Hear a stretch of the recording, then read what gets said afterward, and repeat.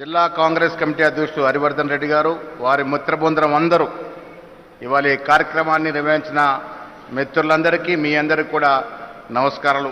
పెద్దలు గౌరవనీయులు రాష్ట్ర ముఖ్యమంత్రి వర్యులు రేవంత్ రెడ్డి గారు, incharge Meenakshi Natarajan garu, all India ex servicemen chairman Rohit Chaudhary garu, పెద్దలు గౌరవనీయులు భారత్ సైన్యంలో పనిచేసిన తర్వాత రాజకీయాలకు వచ్చినటువంటి ఉత్తమ్ కుమార్ రెడ్డి గారు, మంత్రివర్యులు శ్రీధర్ బాబు గారు, పొన్నం ప్రభాకర్ గారు, పెద్దలు గౌరవనీయులు హనుమంతరావు గారు, మధు యాష్కి గారు, విజయ శాంతి గారు, ఎమ్మెల్సీలు, ఎమ్మెల్యేలు, పార్లమెంట్ సభ్యులు, కాంగ్రెస్ కార్యకర్తలు, సైన్యంలో పోరాడి విరమణ చేసి వాళ్ళకు వచ్చినటువంటి యోధులందరూ కూడా నమస్కారాలు. పాకిస్తాన్తో విరోచితంగా పోరాడి ధైర్య సాహసాలని చూసినటువంటి సైనికులందరికీ కూడా సెల్యూట్, వందనాలు.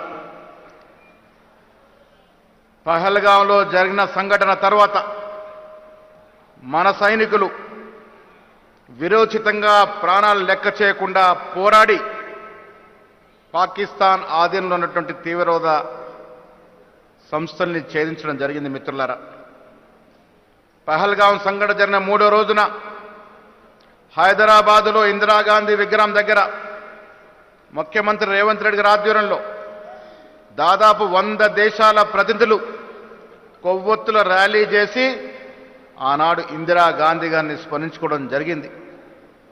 కారణం, శ్రీమతి ఇందిరాగాంధీ గారు ప్రధానమంత్రిగా చేసిన యుద్ధంలో భారతదేశం విజయం సాధించడమే కాకుండా ఒక కొత్త దేశం బంగ్లాదేశ్ను సృష్టించిన ఘనత శ్రీమతి ఇందిరాగాంధీ గారిది. ఇలా బీజేపీ నాయకులు తన గురువులుగా పోల్చుకునే వాజ్పేయి గారు పార్లమెంట్ సాక్షిగా శ్రీమతి ఇందిరాగాంధీ గారిని అపర కాళీమాతగా సంబోధించినటువంటి సందర్భం. ఇలా నెహ్రూ, ఇందిరాగాంధీ మొదలుకొని ఇవాళ మన నాయకుడు రాహుల్ గాంధీ వరకు ప్రాణాలు లెక్క చేయకుండా ధైర్యంగా దేశం కోసం పోరాడుతున్న సందర్భం. మిత్రులారా, ఈ దేశం ఒకటిగా ఉండాలని, అఖండంగా ఉండాలని రాహుల్ గాంధీ గారు పోరాడుతూ ఉంటే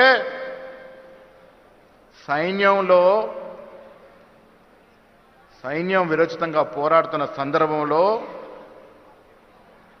ట్రంప్ మాటలకి తలొగ్గి తోక ముడిచిన బీజేపీ నాయకులు ఇవాళ రాహుల్ గాంధీ గారిని విమర్శిస్తూ తన తప్పిదాల్ని కప్పిపుచ్చుకునే ప్రయత్నం చేస్తున్న ఈ వేళ ఇవాళ జైహింద్ సభ హైదరాబాద్లో నిర్వహిస్తూ ఉన్నాం. ఎందుకు నిర్వహిస్తూ ఉన్నాం? దేశం మనందరిది.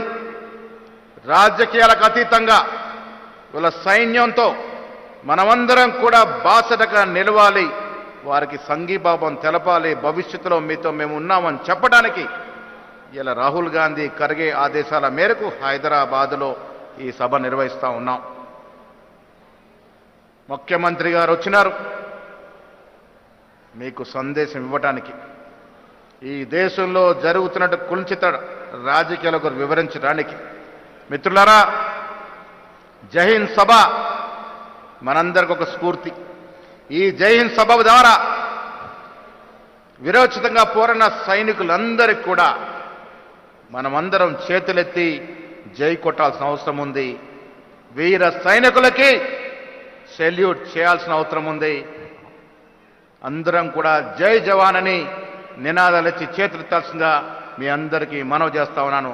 జై జవాన్, జై జవాన్, జై జవాన్, జై హింద్.